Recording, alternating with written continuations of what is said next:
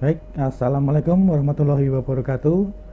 Salam damai sejahtera, Om Swastiastu, Namo Buddhaya, salam kebajikan, juga salam sehat bagi kita semua. Berjumpa lagi dengan kami di sini dengan acara Dukcapil Menyapa Masyarakat.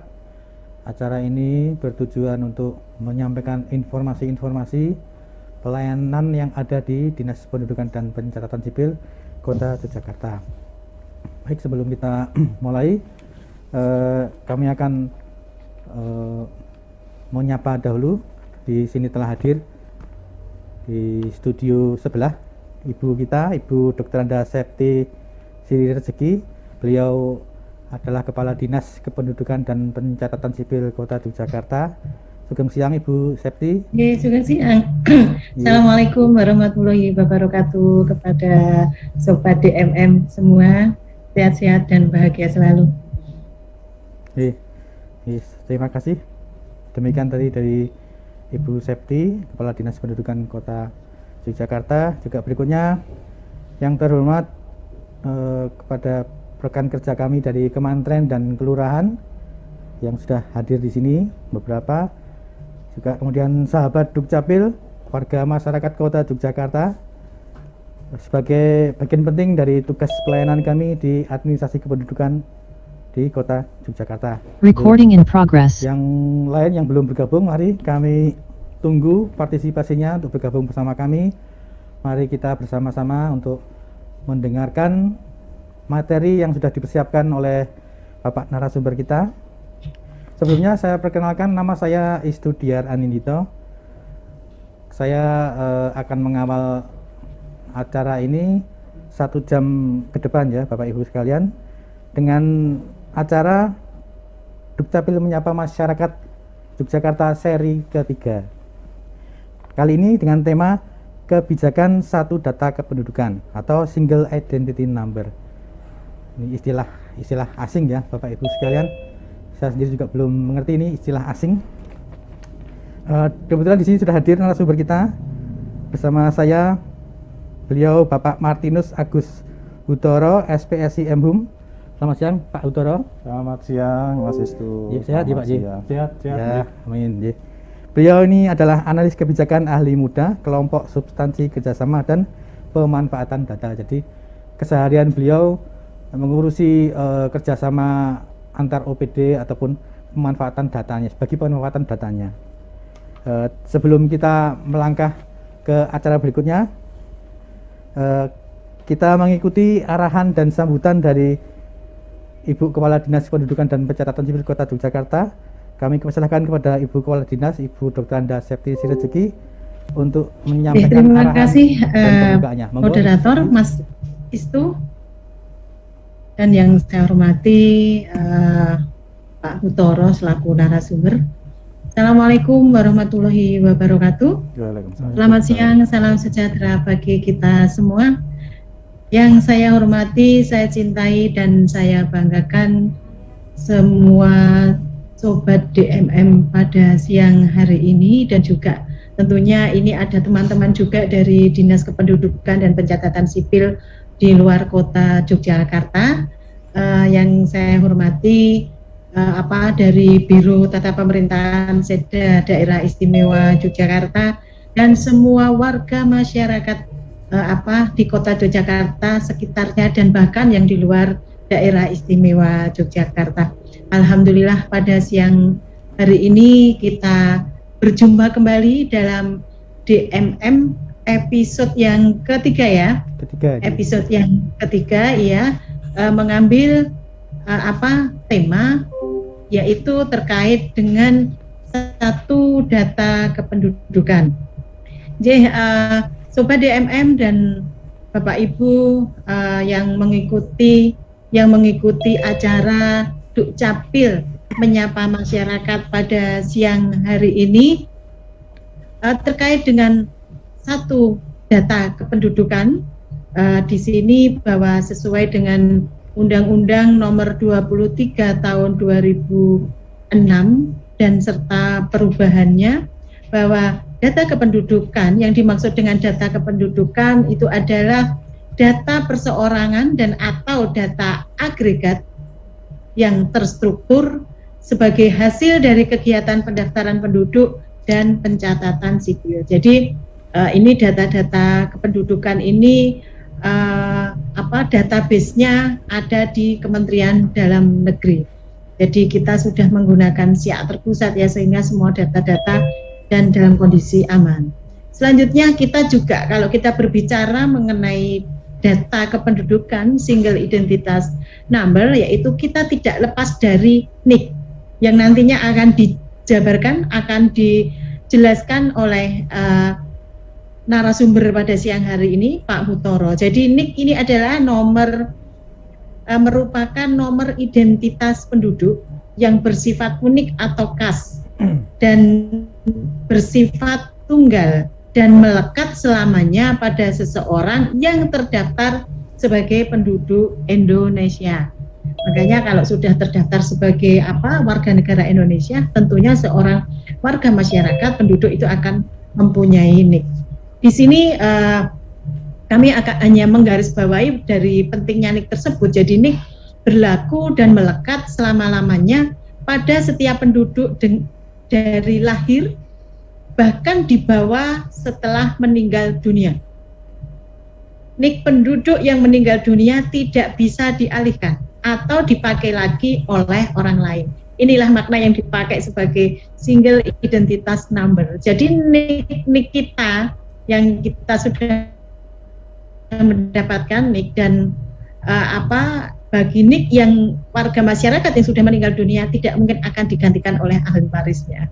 Jadi kita semua begitu lahir sudah, kalau kita langsung mengurus warga negaraan kita, mengurus kelahiran anak kita, cucu kita, nah itu nantinya akan langsung mendapatkan NIK. Oleh karenanya NIK atau nomor induk kependudukan menjadi nomor identitas tunggal atau istilah lainnya single identity number atau SIN sebagai kunci akses setiap penduduk, yaitu yang meliputi dari anak, dewasa, dan orang tua untuk mendapatkan layanan publik. Dan sekarang ini kita sudah bekerja sama dengan beberapa dan bahkan semua instansi pelayanan publik ketika kita mau mengakses pelayanan di dalam platform pelayanan publik, misal BPJS dan sebagainya, yang dipakai adalah NIK. Inilah makna dari single identitas number. Nah, dengan demikian keberadaan nomor induk kependudukan atau NIK, data kependudukan dan KTP elektronik menjadi satu kesatuan yang utama dalam penyelenggaraan dan pelayanan administrasi kependudukan di Indonesia. Jadi ini adalah kesimpulan umum. Jadi belum dijelaskan oleh Pak Hutoro, tapi kami mengawali intronya bahwa NIK itu mempunyai fungsi dan yang disebut dengan data kependudukan tunggal atau single identitas number itu adalah NIK yang itu dipakai untuk mengakses semua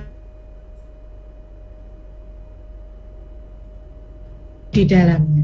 Jadi mungkin dari kami itu saja, nanti secara panjang lebar akan dikupas tuntas oleh narasumber pada siang hari ini, Pak Hutoro, terkait dengan satu data kependudukan yaitu single identitas number. Nantinya semoga Bapak Ibu nantinya kalau ada yang mungkin perlu ditanyakan, monggo langsung ditanyakan kepada narasumber pada siang hari ini. Begitu, salam sehat dan bahagia dari kami, Dinas Kependudukan dan Pencatatan Sipil Kota Yogyakarta, dan komitmen kami Dukcapil bisa untuk membahagiakan masyarakat. Demikian, ada kurangnya saya mohon maaf. Billahi taufik wal hidayah. Wassalamualaikum warahmatullahi wabarakatuh. Saya kembalikan kepada moderator. Matur nuwun Ibu Septi atas sambutan dan arahannya. Demikian tadi Bapak Ibu kata-kata pembuka, sambutan dan arahan dari Ibu Septi, Ibu Kepala Dinas Kependudukan dan Catatan Sipil Kota Yogyakarta. Kemudian acara ini kan kita lanjutkan dengan dua sesi. yaitu yang pertama, sesi pertama adalah pemaparan dari narasumber dari Bapak Martinus Agus Hudoro.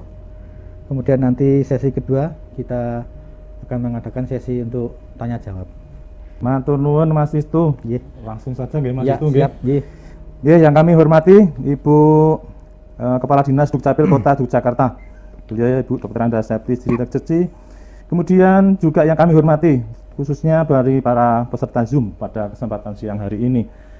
Terlebih kepada masyarakat Kota Yogyakarta yang telah dengan setia mengikuti jalannya kegiatan kami di Dinas Dukcapil Kota Yogyakarta dalam rangka untuk kita bisa saling berbagi informasi, berkomunikasi untuk bisa menambah ilmu sekaligus juga hal-hal yang bisa untuk meningkatkan upaya pelayanan kami khususnya dalam rangka untuk bisa lebih membahagiakan masyarakat Kota Yogyakarta. Hari ini atau di DMM seri yang ketiga kita akan membahas terkait dengan kebijakan satu data kependudukan. Nah, terkait dengan hal ini bahwa sebetulnya konsep kebijakan satu data itu sejak munculnya Undang-Undang Administrasi Kependudukan itu sudah menjadi salah satu bagian penting di mana nomor induk kependudukan sebagai satu data tunggal itu salah satu titik di mana itu menjadi bagian penting dalam reformasi administrasi kependudukan. Kita ketahui bersama bahwa begitu banyak sumber data dan hal-hal yang terkait dengan pelayanan publik yang nampaknya sungguh sangat merepotkan. Nah, hal-hal yang demikian ini khususnya di dalam Adminduk sejak itu diterbitkan itu sudah ada upaya untuk bagaimana ya bahwa nomor induk kependudukan itu menjadi salah satu nomor yang penting gitu ya. Di dalam Adminduk itu dijelaskan unik dan khas gitu ya sifatnya, kemudian tunggal dan melekat pada seseorang. Jadi seseorang itu hanya memiliki satu identitas nomor induk kependudukan. Jadi konsep awal sudah dibangun sedemikian rupa bahwa prosesnya sampai dengan hari ini kita bisa melihat banyak hal-hal yang terus diupayakan oleh pemerintah dalam hal ini untuk bisa sampai pada tujuan yang diharapkan. Di sisi yang lain tentu perlu banyak keterlibatan kalau kita bicara soal data, yaitu satu dengan penduduk sendiri. Kemudian hal yang lain tentu saja dengan lembaga pengguna atau lembaga pengambil kebijakan yang ada hubungannya dengan pelayanan publik juga gitu ya.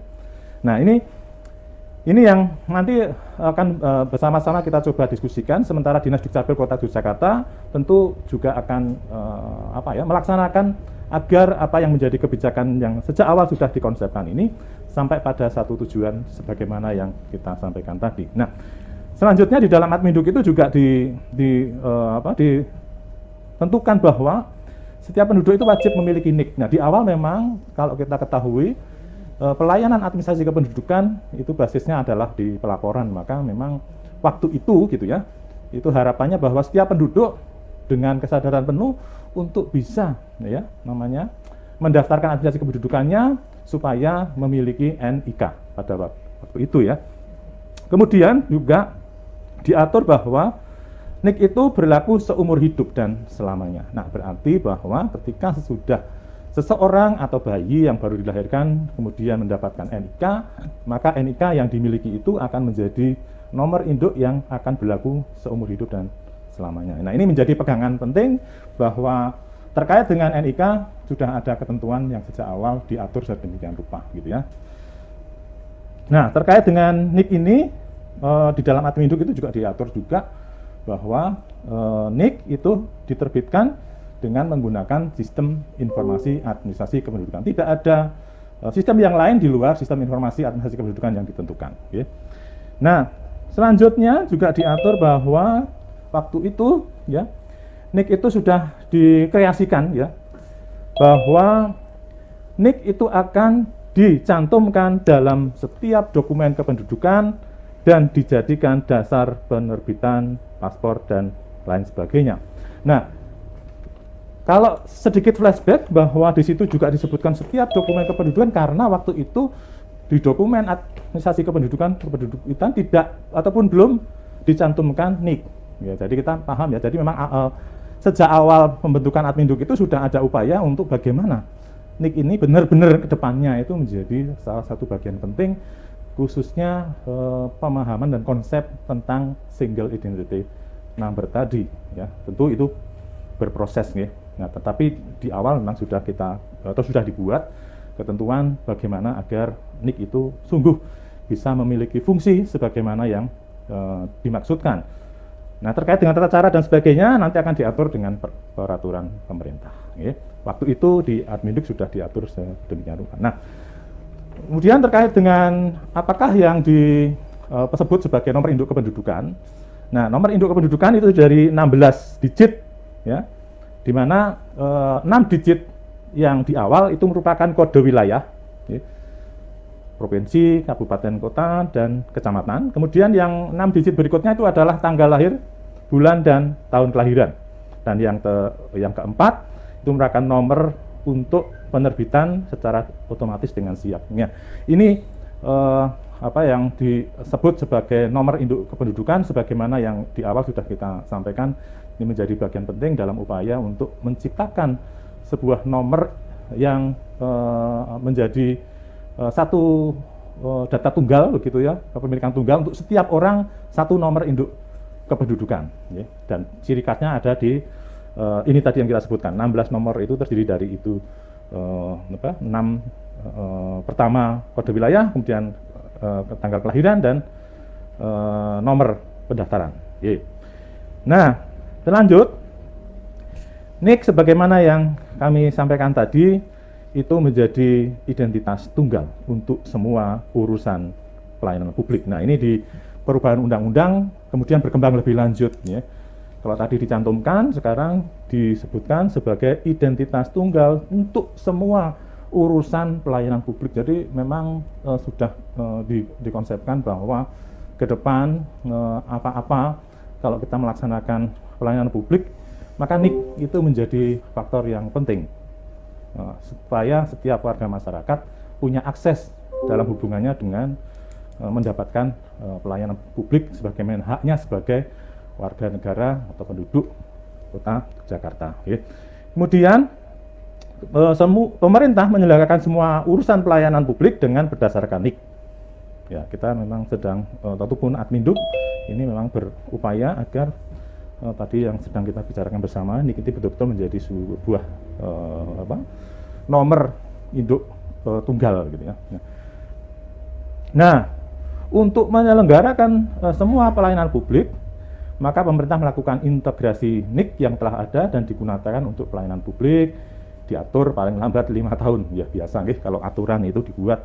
Gimana caranya supaya aturan itu segera terrealisasi? Maka di dalam aturan diatur batasan waktu, ya. Kalau sudah ada batasan waktu, kemudian akan dilaksanakan sesegera mungkin karena tuntutan batasan waktu. Ya. Nah, kemudian di dalam perubahan Undang-Undang Adminduk itu dinyatakan bahwa pemerintah wajib memberikan NIK. Kalau tadi di awal kan kami sampaikan penduduk yang aktif untuk mendapatkan NIK. Nah, di perubahan undang-undang itu kemudian pemerintah pun harus aktif, gitu ya. Tidak hanya warga masyarakat penduduk yang aktif, pemerintah ini yang kemudian aktif memberikan jadi asasnya aktif dua pihak, baik masyarakat maupun pemerintah, untuk bisa memberikan NIK kepada setiap penduduk. Nah, kemudian yang kedua, semua instansi pengguna wajib menjadikan NIK sebagai dasar penerbitan dokumen. Nah, ini juga sama penekanan kepada upaya untuk percepatan, gitu ya, di pengkondisian kepada seluruh pengguna untuk bisa menggunakan NIK ini sebagai satu-satunya nomor untuk bisa mengakses seluruh pelayanan publik. Nah, untuk di Jogja ini seperti apa? Terkait dengan kebijakan yang sudah diatur oleh pemerintah pusat. Nah, untuk di Yogyakarta ini kami tunjukkan data sementara, karena kita berbicara soal NIK, maka kita bisa melihat sekarang jumlah penduduk di Kota Yogyakarta ada 415.509 jiwa, baik NIK, gitu ya. Nah, lanjut, kemudian untuk terkait dengan yang, karena sekarang ini kan eranya rekam KTPL, artinya kalau seseorang atau penduduk itu sudah memiliki NIK, maka penunggalan datanya itu diperkuat lagi dengan rekam KTPL, karena kemudian di dalam rekam KTPL itu kita juga sekaligus merekam biometrik terkait dengan data individu. Maka ketika seseorang sudah mulai NIK dan rekam KTPL, maka otomatis datanya itu tunggal. Kira-kira begitu. Nah, di Kota Yogyakarta itu sebagaimana data itu kita bisa tunjukkan. Jumlah wajib rekam itu ada 318.459 jiwa dan jumlah rekam KTPL 310.572 jiwa. Ini data kependudukan semester 2 tahun 2021 yang kita miliki ya. Jadi sekitar 97,5% itu sudah rekam. Artinya sudah beres dalam hubungannya dengan yang kita diskusikan. Nah, tentu masih ada beberapa yang belum kalau kita melihat datanya itu. Nah, ini yang nampaknya menjadi PR ya, baik dari warga masyarakat maupun dari pemerintah kota, khususnya Dinas Dukcapil untuk mengejar angka cakupan kepemilikan ini ya, supaya konsep bahwa setiap penduduk wajib memiliki NIK itu sungguh-sungguh bisa terrealisir gitu ya. Nah, kemudian beberapa hal yang dilakukan sehubungannya dengan tadi yang kita diskusikan, maka di Dukcapil Kota Yogyakarta itu melaksanakan yang disebut sebagai pelayanan bagi penduduk rentan. Masih guys. Jadi memang dalam upaya kita mengakomodir seperti yang kita sebutkan tadi, banyak penduduk rentan gitu ya yang belum rekam gitu ya. Bahkan barangkali juga belum memiliki NIK gitu.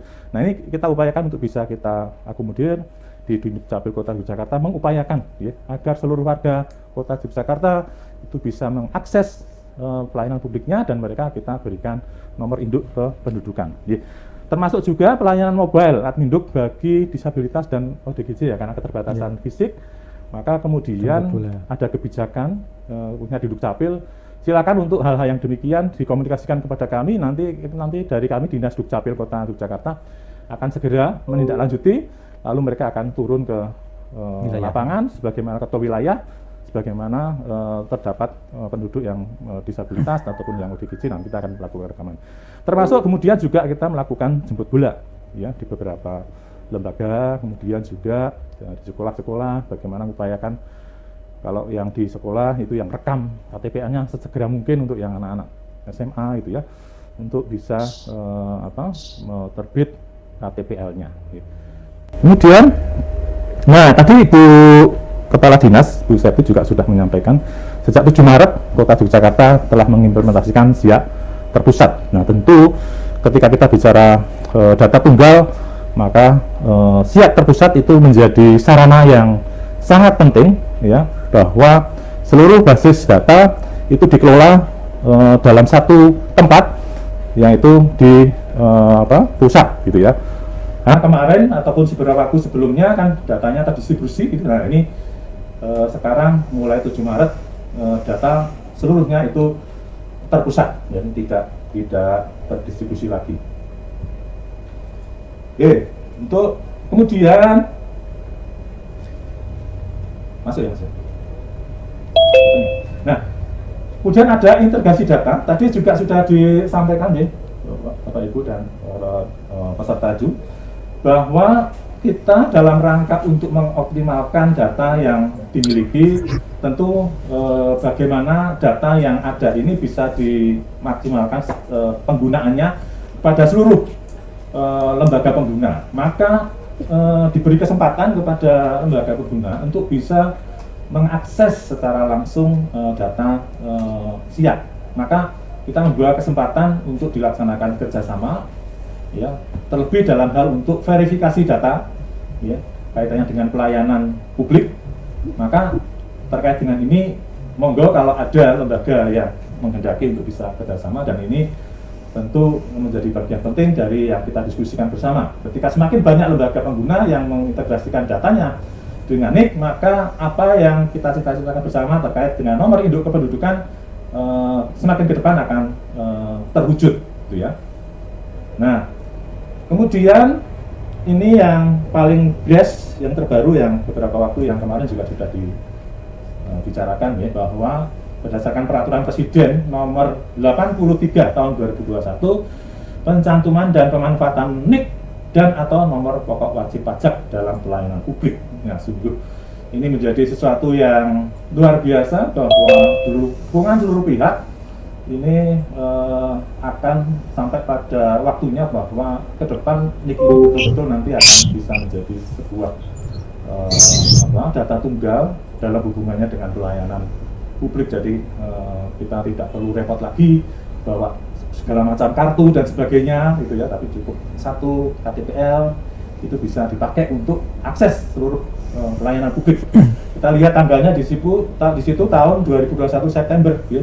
Kalau kita bicara tadi mulai tahun 2006, nah kita bisa hitung sekian waktu gitu ya untuk bisa berproses sampai pada satu tahapan bahwa kemudian kita ada respon yang positif dan punya visi misi yang bersama bagaimana kita bisa membuat pelayanan ini menjadi lebih mudah. Nah yang terakhir nih Bapak Ibu, yang Dukcapil Kota Yogyakarta laksanakan sehari-hari dan itu masih banyak yang kita layani. Jadi masih banyak warga masyarakat ya, ketika tadi kita bicara soal data tunggal tadi ya. Jadi ketika masyarakat mengakses pelayanan publik segala macam gitu ya, mau BPJS, mau ke bank, mau ke kemarin ada Dapodik gitu ya. Nah itu kadang-kadang ada persoalan dengan nomor induk kependudukan karena itu digunakan sebagai akses. Pak, kok data NIK saya tidak bisa tidak bisa masuk ya, tidak bisa mengakses gitu ya. Nah ini sudah kita wadahi dalam fasilitasi yang Bapak Ibu bisa persani di layar, nanti bisa dicatat ya. Kalau ada persoalan silahkan menghubungi ataupun menggunakan aplikasi yang ada ya. Satu, Jogja Smart Service, silakan itu bisa dipakai untuk konsolidasi data terkait dengan persoalan NIK yang tidak bisa digunakan sebagai akses pelayanan publik. Kemudian ada WhatsApp 0895-8079-3383. Silakan itu juga bisa kita gunakan. Kami dari Dinas Dukcapil akan memfasilitasi untuk bisa memecahkan permasalahan terkait dengan NIK. Dan juga ada telepon 0274-587-490. Karena pelayanan tidak hanya online juga, kami juga tetap melayani untuk yang datang ke Dinas Dukcapil, ya silakan nanti bisa ketemu dengan teman-teman yang akan memecahkan persoalan NIK Bapak Ibu, ya. Nanti datang saja di Dukcapil Kota Yogyakarta lantai yang kedua bidang PIAK, ya, monggo. Itu yang bisa kami sampaikan. Lalu kesimpulannya, monggo seluruh warga masyarakat yang belum memiliki NIK segera memiliki NIK, atau barangkali Bapak Ibu saudara-saudari mengetahui ada warga masyarakat kok belum memiliki NIK, sampaikan informasinya kepada kami supaya nanti segera bisa kita tindak lanjuti. Kemudian kesimpulan yang kedua, NIK menjadi nomor identitas tunggal untuk semua urusan pelayanan publik. Ya, ke depan cita-cita ini mudah-mudahan bisa segera terrealisasi. Integrasi data pelayanan, ya otomatis karena datanya sifatnya tunggal tentu harus kita integrasikan, ya. Dan yang terakhir tadi sudah juga kita sampaikan, kami menyediakan yang namanya konsolidasi data supaya data kita semakin tunggal, ya. Karena banyak permasalahan konsolidasi data karena memang persoalan-persoalan ke depan ini ada upaya untuk bisa menyatukan data, dan ini yang diupayakan, ya. Konsolidasi data ini yang kita fasilitasi supaya ke depan semakin tunggal, semakin valid, ya. Dan tidak ada data ganda lagi, dan tentu ketika hal-hal itu sudah terpenuhi maka moga-moga ya, ke depan pelayanan kita menjadi lebih baik. Pelaksanaan jalannya tanggal jawab ini, monggo Mas. Nggih, matur nuwun. Demikian tadi Bapak dan Ibu sekalian, informasi yang sangat penting ya yang sudah disampaikan oleh narasumber, yaitu mengenai NIK, NIK. Berarti memang sangat penting ya Pak itu, Pak. Iya. Karena untuk sebagai dasar pelayanan, iya, fasilitas publik juga toh Pak itu. Iya. Untuk kalau di Jogja udah di mana aja tuh Pak? Untuk anunya tuh fasilitasnya tuh Pak, kerjasamanya dengan mana saja tuh Pak? Untuk yang di Kota Yogyakarta sementara kita baru merambah di OPD, Mas. OPD ini sudah kita berikan penawaran kesempatan untuk bisa bekerja sama, dan beberapa OPD sudah berproses. Ada 2 OPD yang kemarin juga sudah mendapatkan izin. Nah, ini sedang akan kita laksanakan untuk pemberian passwordnya. Oh, nanti sesegera mungkin akan bisa kita proses, dan beberapa OPD yang berikutnya nanti sedang dalam proses. Untuk menuju ke sana, Mas.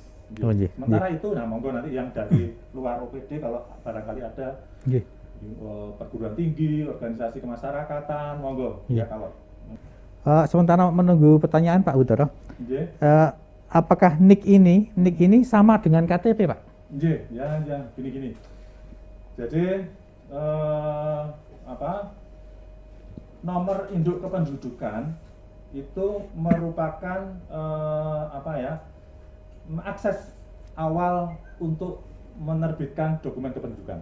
Jadi kalau bicara soal KTP itu termasuk dalam kategori dokumen kependudukan. Maka dokumennya, untuk bisa menerbitkan dokumen itu harus pilih NIK dulu. Nah, tadi di awal juga kita sampaikan untuk bisa menerbitkan NIK dia harus dicatat biodatanya. Sudah dapat NIK, maka kemudian dokumen kependudukan bisa kita terbitkan, ya, apakah itu KTP, KK, kemudian akte itu. Baik, ada pertanyaan ini saya bacakan dari siapa ini? RT48 RT48. Pertanyaannya, mohon solusi. Kami mempunyai masalah NIK di siswa kami. NIK sudah sama dengan kartu keluarga, tapi di Dapodik belum identik dengan yang ada di Dukcapil. Terima kasih. Monggo, Pak. Terkait dengan permasalahan ini, jadi tadi sudah kita ceritakan bahwa terkait dengan pemanfaatan NIK ini mestinya ada semacam integrasi begitu ya, terkait dengan data. Maka ketika kita menggunakan akses data kita dengan NIK yang kita miliki dalam basis data, kadang-kadang ada perbedaan dengan data yang ada di Dapodik. Nah, ini yang tadi kita sampaikan, untuk hal-hal yang demikian itu nanti bisa diselesaikan dengan konsolidasi data yang kita sampaikan tadi. Silakan untuk bisa menghubungi kami lewat WA, atau kalau mau memang lebih senang, mantap kalau harus datang ke dinas, kami persilahkan. Juga lewat CSS bisa, Pak J? Boleh, bisa. Kalau mau misalnya ingin sendiri gitu, bisa.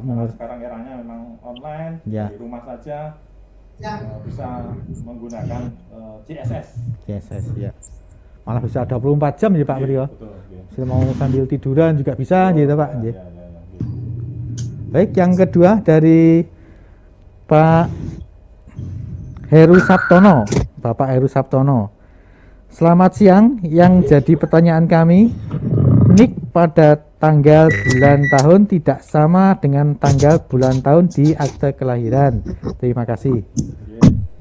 Untuk menjawab pertanyaan dari Pak Heru Sabtono, ini sebelumnya kita tanya dulu apakah sudah rekam KTPL atau belum, ya.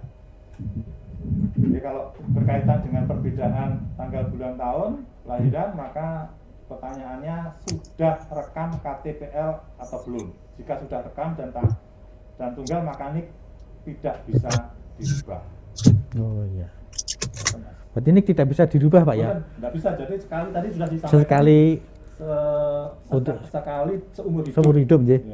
Tapi apabila misalnya Pak, NIK-nya sudah jadi, terus ternyata tanggal bulan lahirnya itu berbeda dengan akte kelahiran, apa bisa dirubah? Dengan catatan NIK masih tetap, gitu bisa Pak? Ya, maka dalam proses pengajuan nomor induk kependudukan yang harus dipastikan itu adalah soal verifikasi datanya. Tanggal kebenarannya, karena kalau sudah menjadi NIK maka otomatis itu akan berlaku seumur hidup, tetap gitu ya, maka kemudian sudah tidak bisa diganti karena memang kesepakatannya di dalam nomor induk tunggal itu nggak bisa diganti, Mas, itu. Begitu berlaku sepanjang seumur hidup nih Pak J. Baik, ini tadi ada kembali dari Pak RT 48. Terima kasih untuk pencerahannya, J. Sami-sami. Pak RT 4. Kemudian berikutnya dari Faiza. Pertanyaannya, saat mau mendaftar NPWP lewat aplikasi kantor pajak, NIK saya dinyatakan tidak valid. Kemudian sudah saya ajukan konsolidasi. Saya coba daftar lagi, tetap ditolak oleh aplikasi tersebut. Bagaimana solusinya, Pak? Monggo, Pak. Silakan untuk yang kasus-kasus yang demikian, silakan hubungi lagi kami ya. Nanti kami akan memeriksa ya, melihat permasalahannya kenapa kemudian NIK yang dipakai itu tidak valid. Jadi kami nanti akan semacam pemeriksaan data di dalam base data kami gitu ya. Karena kalau kita bicara digital itu kan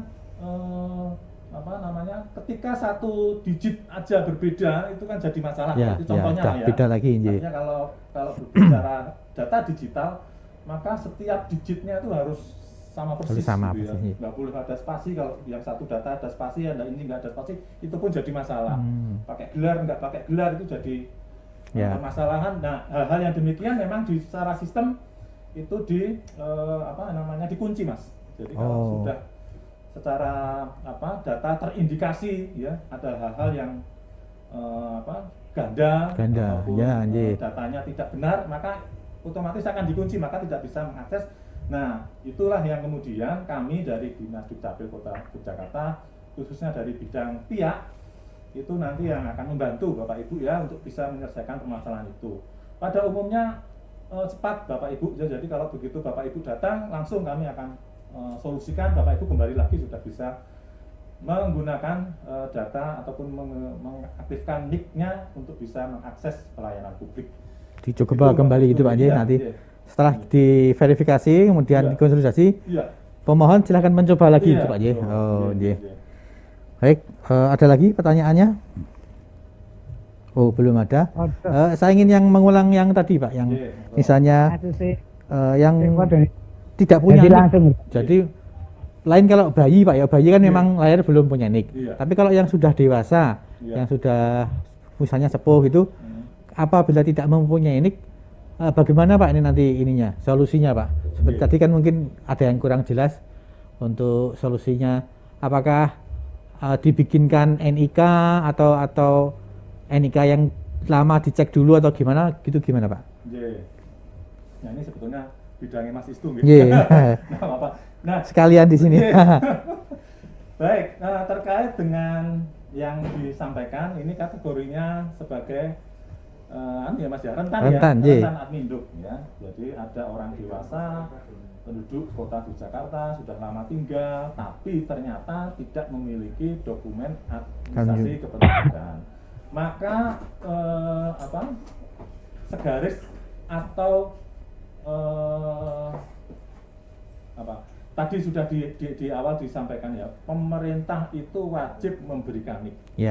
Maka kita sebagai Dinas Dukcapil berdasarkan latar belakang perundang-undangan yang kami sampaikan tadi, tentu saja secara teknis kita pun harus bisa memberikan NIK itu kepada seluruh warga masyarakat. Konsekuensinya dari itu. Nah, terkait dengan itu tentu ada administrasi yang perlu dijalankan.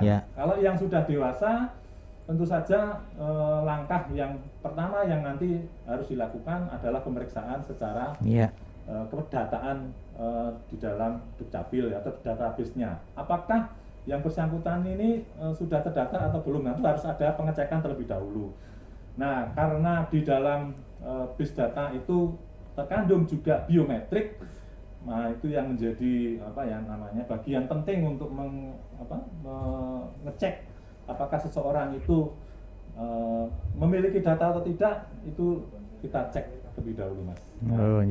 Itu lalu nanti kalau sudah dipastikan memang yang bersangkutan itu belum memiliki data, tentu nanti akan kita fasilitasi untuk bisa memiliki NIK dengan kategori yang bersangkutan sebagai orang yang terlantar gitu. Nah, nanti bisa kalau dikatakan sudah, baru bisa diproses pengajuan NIK-nya, kita catatkan biodatanya yang dia punya. Nah, kemudian baru kita bisa proses dan kita terbitkan nomor induk kependudukan. Nah, secara sederhananya begitu ya, tidak sulit nih Mas ya, kalau yang bagian-bagian itu sangat mudah ya Pak Ji. Bahwa Dukcapil itu menjadi bagian penting dari pemerintah ini untuk bisa memfasilitasi gitu ya, memberikan pelayanan yang sebaik-baiknya dan khususnya dalam siang hari ini kita diskusi soal nomor induk kependudukan. Moga-moga ini menjadi suatu yang bisa membahagiakan masyarakat yang belum memiliki NIK. Monggo, kalau untuk hal-hal yang demikian kita sangat terbuka untuk bisa memberikan kesempatan siapapun untuk yang belum memiliki untuk bisa memiliki NIK. Ya, demikian tadi Bapak Ibu, apabila ada di sekitar Bapak Ibu ada yang belum mempunyai NIK, monggo silahkan menghubungi kami ataupun datang di sini juga boleh. Tadi juga ada nomor WA yang bisa dihubungi untuk kami fasilitasi untuk mendapatkan NIK-nya, Bapak Ibu. Kemudian ini ada pertanyaan lagi, Pak, dari James tuh izin bertanya, kenapa bisa terjadi data ganda, gitu, Pak? Kalau dengan penjelasan yang kita sampaikan tadi, dengan perangkat yang kita punya, dengan rekam biometrik dan sebagainya, mestinya sudah tidak ada lagi data ganda. Tapi kita ketahui bahwa data penduduk itu kan dimulai sebelum adanya digital gitu.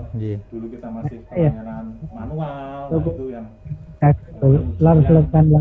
akan menjadi kira-kira menyebabkan data ini menjadi data ganda. Atau secara teknologi memang kemudian ada persoalan juga, ya, misalnya sudah rekam mata gitu, sudah rekam, nggak jadi direkam lagi, nah itu bisa juga menjadi data ganda. Atau secara prosedural misalnya pindah penduduk gitu ya, tapi tidak melaksanakan secara prosedural, dan itu menjadi persoalan data ganda.